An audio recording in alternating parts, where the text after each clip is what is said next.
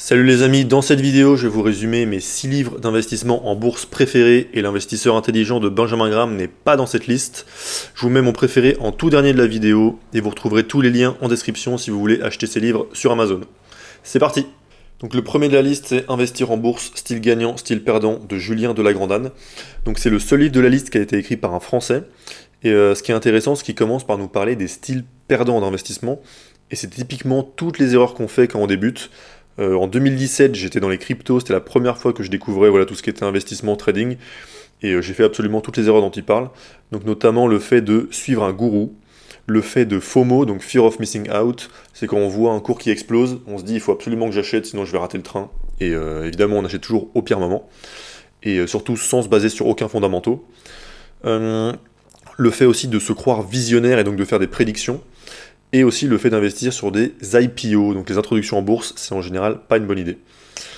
Et ensuite, il nous parle des styles gagnants. Donc là, il en distingue deux. Il parle du style value pur. Donc on peut donner plusieurs définitions au style value, mais dans son cas, il parle du value pur dans le sens des actions très décotées, vraiment des actions qui sont ultra pas chères, mais d'assez faible qualité. Et ensuite, il nous parle de style d'investissement GARP, donc c'est le Gross at a Reasonable Price, c'est-à-dire croissance à prix raisonnable. Et en fait, ça correspond aux deux styles d'investissement qu'a eu Warren Buffett dans sa vie. Donc jusqu'aux années 80, il a suivi le style value pur, donc c'est le style que lui avait appris Benjamin Graham au début. Et dans les années 80, Charlie Munger lui a fait changer de style d'investissement pour passer plus au style GARP. Donc en gros, acheter des entreprises qui ont de la croissance, qui sont de qualité, mais à un prix raisonnable. Et troisième point du livre très intéressant, c'est qu'il détaille les ratios financiers, ce qui est rare dans les livres d'investissement. Donc il nous parle des ratios de valorisation, PER, EV sur EBITDA, tout ça, des ratios de rentabilité, donc ROA, ROE, ROIC, et il nous parle même de discounted cash flow pour faire la valorisation. Donc j'ai fait une vidéo sur le sujet récemment si vous voulez aller voir. Donc excellent livre que je recommande. Deuxième livre de la liste, c'est The Outsiders de William Thorndike. Donc ça c'est un livre qui est recommandé par Warren Buffett et Charlie Munger, et qui nous explique que les meilleurs CEO sont avant tout des allocateurs de capital et pas des managers. Et donc chaque chapitre, c'est un focus sur un CEO, et donc on apprend leur manière de penser, les process qu'ils ont suivis, les principes, et ainsi de suite. Et donc sur l'allocation de capital, donc ce qu'on apprend, c'est qu'il y a le revenu, ensuite toutes les dépenses, et ce qui reste, c'est le free cash flow. Et avec ce free cash flow, le CEO peut faire 5 choses. Il peut réinvestir dans l'entreprise, il peut acquérir d'autres entreprises, il peut rembourser de la dette de l'entreprise, il peut racheter ses propres actions et il peut verser des dividendes. Et son rôle, ça va être à chaque moment de choisir quelle est l'option qui va donner le meilleur retour sur investissement. Par exemple, si les valorisations sont faibles, à ce moment-là, ça peut être intéressant de faire des acquisitions d'entreprises pas chères. Si à l'inverse, il n'y a aucune bonne opportunité pour acheter ses propres actions ou pour acheter d'autres entreprises, peut-être qu'il vaut mieux réinvestir sur lui-même.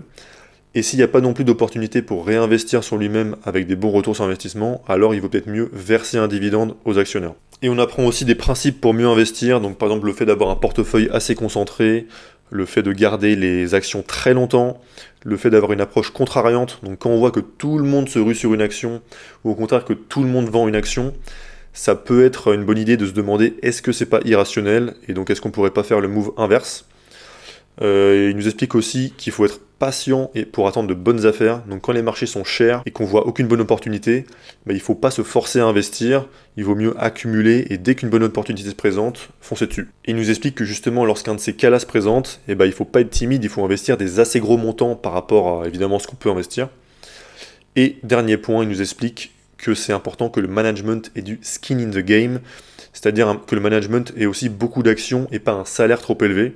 Puisqu'un management qui a un salaire très élevé et très peu d'actions d'entreprise, ses intérêts vont pas être alignés avec nous, et donc c'est moins intéressant. Troisième livre de la liste, c'est 100 Baggers de Christopher Mayer. Donc comme son nom l'indique, c'est un livre qui nous explique comment trouver des actions qui ont le potentiel de faire x100.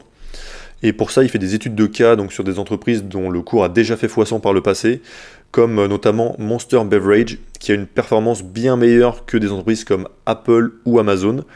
Et donc il nous parle des différents critères pour trouver ces actions. Le numéro 1 étant un ROE élevé, donc Return on Equity élevé, un moat pour éloigner la concurrence et conserver ce ROE élevé, de la croissance, puisque à long terme, les cours des actions suivent les bénéfices des entreprises, et si on veut que le cours de l'action fasse x100, il faut que le bénéfice lui aussi ait été multiplié.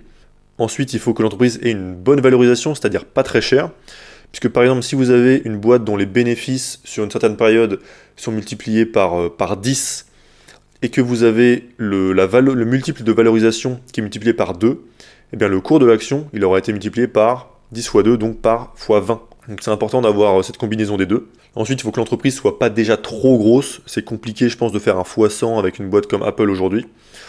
Il faut encore une fois que le management ait du skin in the game. C'est un principe qu'on retrouve dans plusieurs de ses livres.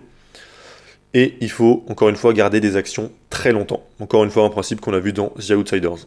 Quatrième livre de la liste, c'est The Dhandho Investor de Mohnish Pabrai. Donc là, c'est un livre qui met beaucoup l'accent sur l'aspect réduire le risque, avoir une marge de sécurité, et il fait le lien entre ces deux points-là et la valorisation. Et donc son approche, il l'appelle le low risk, high return, donc faible risque et haut retour sur investissement. Et donc ça va totalement à l'encontre de ce qu'on entend tout le temps, c'est-à-dire high risk, high return. Mais en fait, c'est complètement logique parce que imaginez que vous déterminez que la valeur intrinsèque, donc le prix juste d'une action, c'est 100 $. Admettons, les gens paniquent pour je ne sais quelle raison, le prix descend à 50 $. À ce moment-là, si vous l'achetez à 50 $, alors votre risque est plus faible que si vous l'aviez acheté à 100 $. Mais en même temps, rien que si l'entreprise retourne à sa valeur juste, vous avez déjà fait x2. Donc en fait, en réduisant votre risque, vous avez augmenté votre potentiel de performance. Et il y a une autre phrase qu'il utilise beaucoup pour expliquer ce principe, c'est « pile, je gagne » et « face, je perds pas grand-chose ». Et c'est exactement ce qui se passe dans ce cas-là.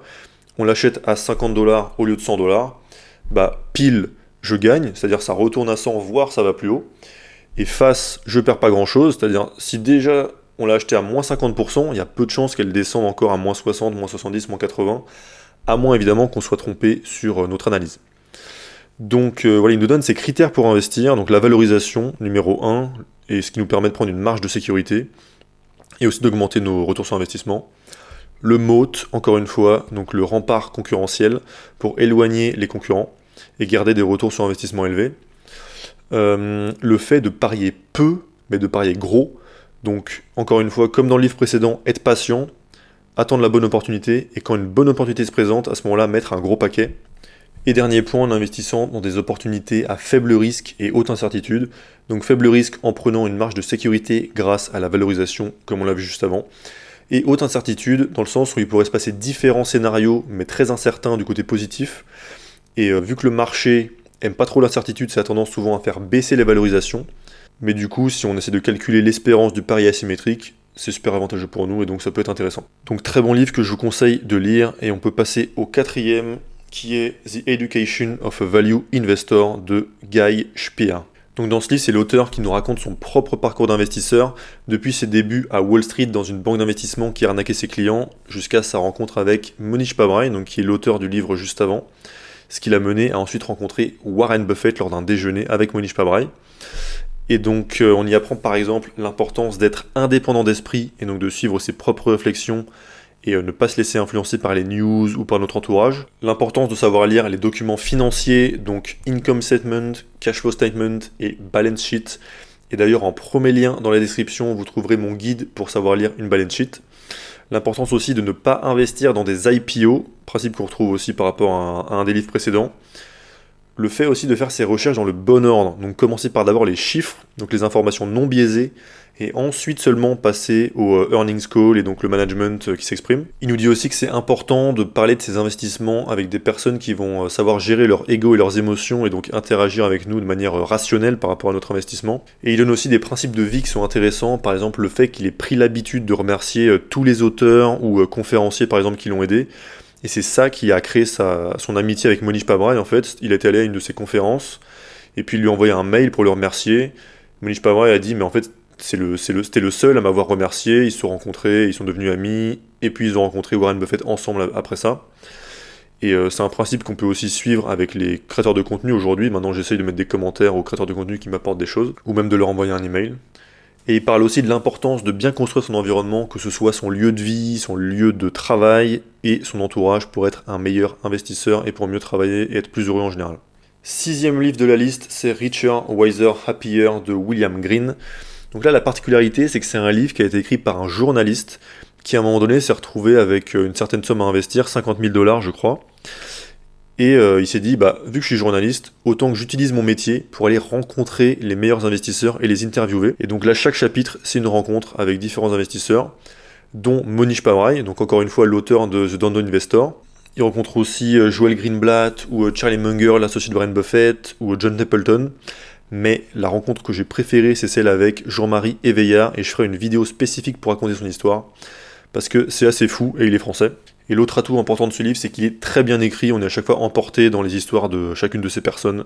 Donc, c'est mon préféré, et je vous le conseille très fortement si vous voulez être de meilleurs investisseurs. Donc, tous ces livres, ils ont un point commun hyper important, c'est qu'ils nous montrent qu'en fait, c'est possible de battre le marché, puisque toutes les personnes dont on vient de parler ont réussi à battre le marché à long terme en suivant quasiment exactement le même process. Et c'est la méthode d'investissement que j'utilise pour devenir libre et riche. Et si vous aussi, vous voulez, comme moi ou Mohnish Pabrai, réduire votre risque en augmentant votre retour sur investissement, vous pouvez télécharger en premier lien dans la description mon Google Sheet pour calculer la valeur intrinsèque d'une action. Et à plus!